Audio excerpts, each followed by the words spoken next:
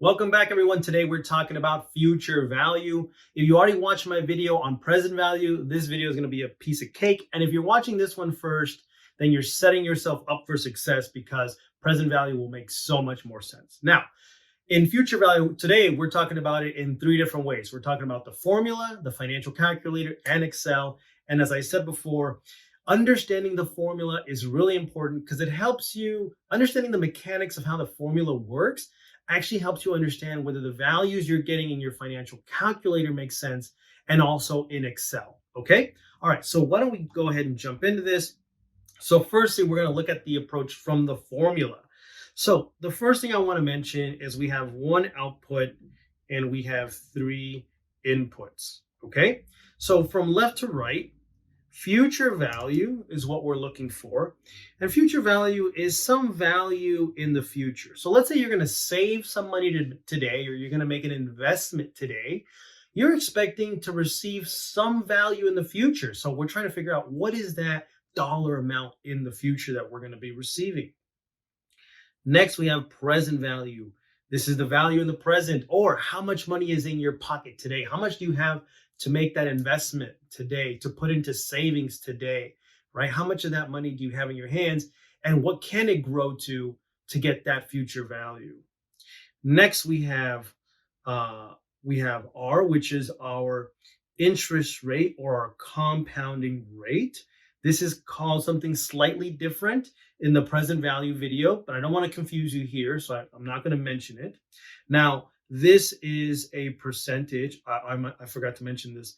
The future value is a dollar amount and the present value is a dollar amount. Maybe that was obvious. The interest rate or the compounding rate is a percentage. However, for the formula, you need to use a decimal. So for example, 8% is going to be 0.08. Okay. And then lastly, N is our number of compounding periods. And to keep things simple here, we're just going to use years. 1 year, 2 years, 3 years. How many years are we making that investment? At what compounding rate and what value are we going to get in the future? Okay, so before I move forward, there's one thing that I want to make clear. So for future value, we're going to understand what is it worth in the future. It's a dollar amount. A lot of times we're going to be given present value as a fixed number. So this could be $100. It could be $1,000. It could be 10,000. And just for kicks, I'm going to put 1,000,000 here. Now, this is the critical part of the formula. This part here that I'm highlighting, this is the compounding or the growth part of the formula. Growth. This is the part that actually causes the growth, right? Or compounding. So I'm going to play a little trick on you. I'm going to just make X is equal to 1 plus R to the N. Okay. Don't worry. It's all going to make sense. I'm going to connect the dots. So I'm going to take this part here and I'm just going to make it X. So X. So we're looking for that future value given a present value today. And let's say that present value today is $10,000. So remember the X, we're multiplying here, right? Don't get that confused. The X is the growth or the compounding component. So if X is equal to 1, right, times 1, well, 10,000 times 1 is just 10,000, right? There is no growth. But if X equals 2 or X equals 5, all of a sudden we have 2. So then we have our 20K. If X equals 5, these are multiplications. I should put that. It's going to be confusing. Times 1, times 2, times 5, 50,000. You see how that's the growth portion? Okay, I just wanted to simplify that formula so you understood it. All right, so let's keep going. So inside of that growth part of the formula here, I'm going to keep highlighting it till it makes sense. There are two components.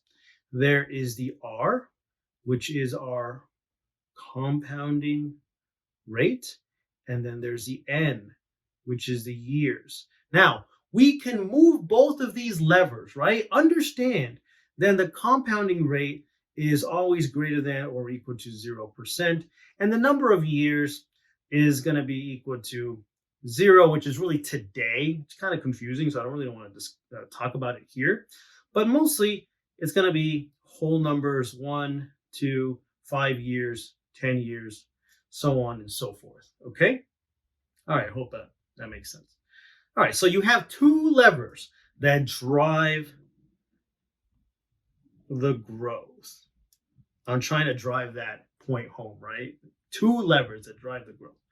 Okay, so here we have the two levers. We have our compounding rate over on the top, right, on the rows, and then we have our periods in years down in the columns. So this is years, and this is growth rate. Notice from 0% all the way to 50%, from 0 years to 10 years. So notice what's happening. When our compounding rate is small and our periods are small, the rate by which we multiply our present value is small.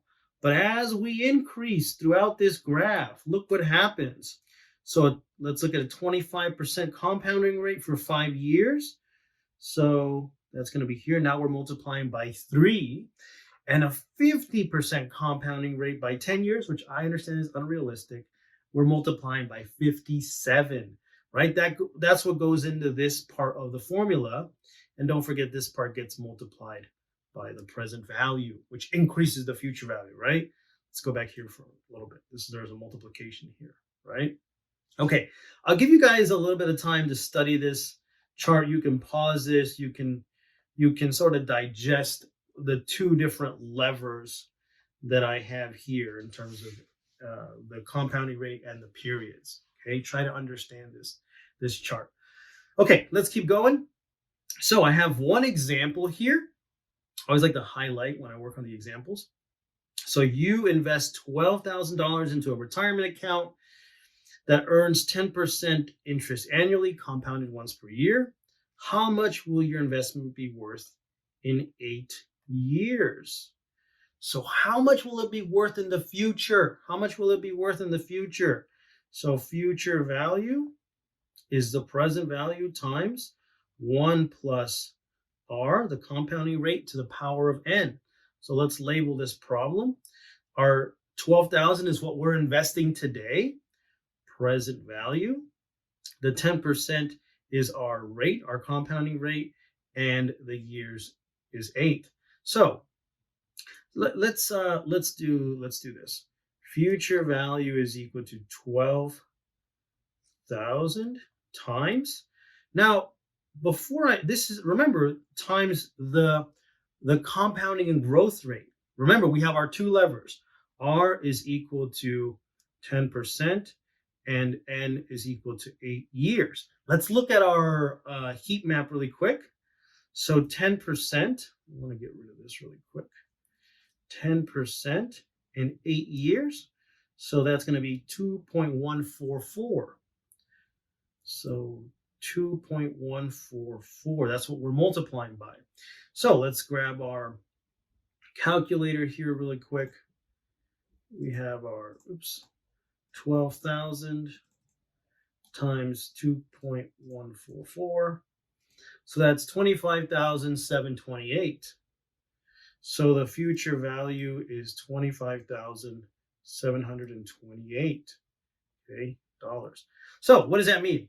That means that if we invest $12,000 for 8 years, compounding or growing at 10%, in 8 years, we'll have $25,728.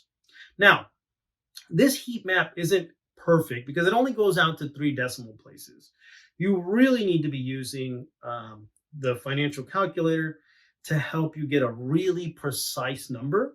And so let's do that really quick. Let's start with the compounding part of the formula. Okay, so 1 plus, remember it's a decimal, 0.1, which is 10%, okay, to the power of 8. So notice that's 2.1436. We have 2.144 given our heat map. So it's a little bit more accurate. And there's also numbers that go to the right of this. So let's multiply that times our 12,000. We've got 25,723 and 6 cents. Oops.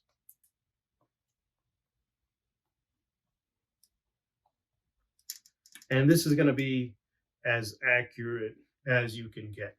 That is the exact amount down to the penny of the future value for that 12,000 invested for 8 years at 10%. That's exactly what you should get back if you made this investment. Okay. All right. So example 2, go ahead and try it. Leave me your answer down in the comments and I'll tell you if you got it right or not.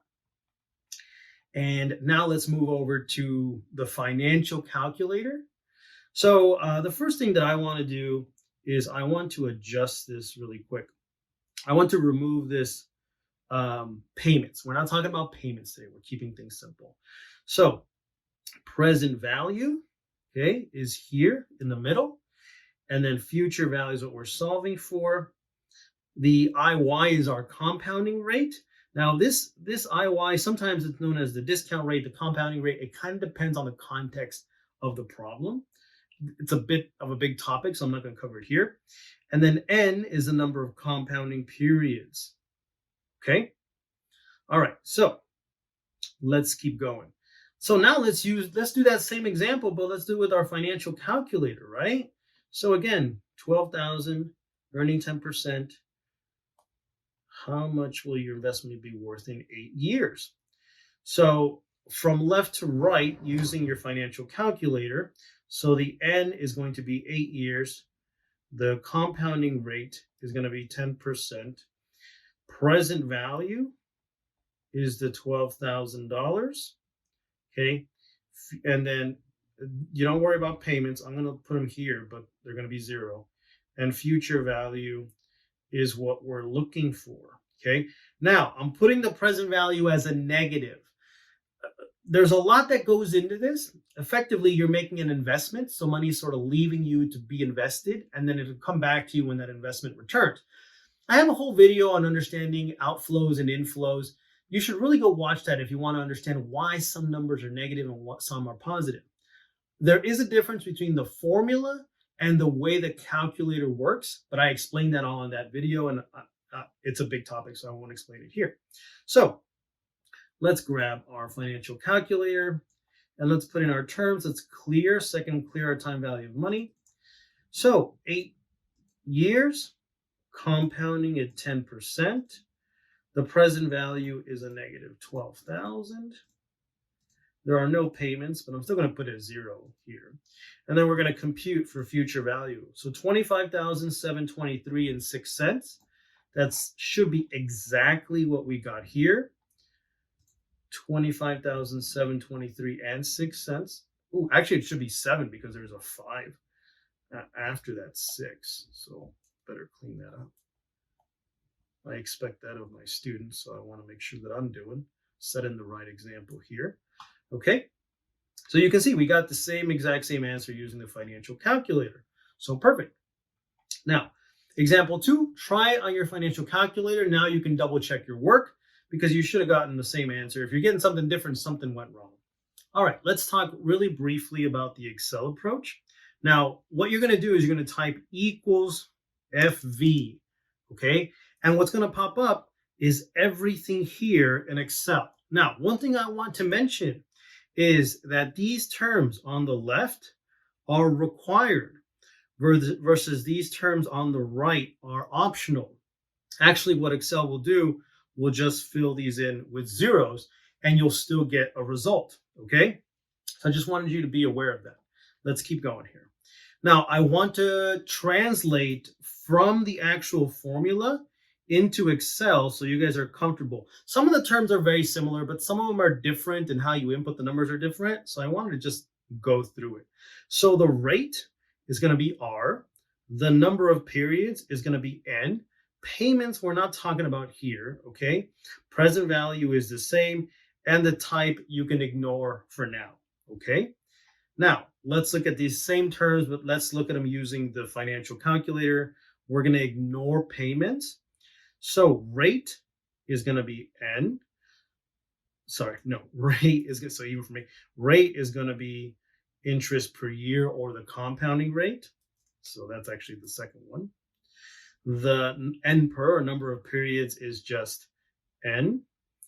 Payments we're ignoring. Present value is present value, and type is going to be 0, but we're technically also ignoring it here. The default is 0 until you get into a little bit more advanced things with time value of money. You just have to ignore it and leave it as 0. Okay. Now let's do that problem that we had done earlier in Excel. So we have that problem here, right? We have the same $12,000 compounding at 10% for 8 years. So what's it going to be worth in the future?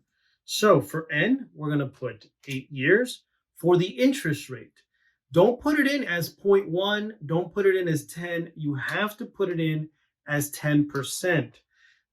Excel's going to treat that percentage as a decimal when it needs to, but it needs to be a percentage. Okay. If you just put in a 10, you're going to get a different answer. Okay.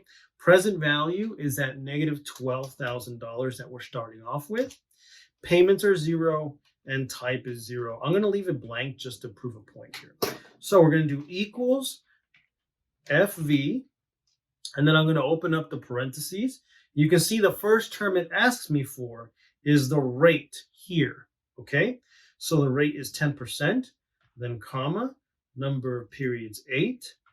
Payments, I do have to put in a 0, or I'm going to put in the variable that I have here, comma, present value, the $12,000 that we're starting with, comma, and then you can see here it says 0 or 1. If you're unsure, that probably means you're not at a level yet where you need to put in a 1, which is, I'm not going to talk about it here. It's just going to confuse people. So just close the parentheses and hit enter.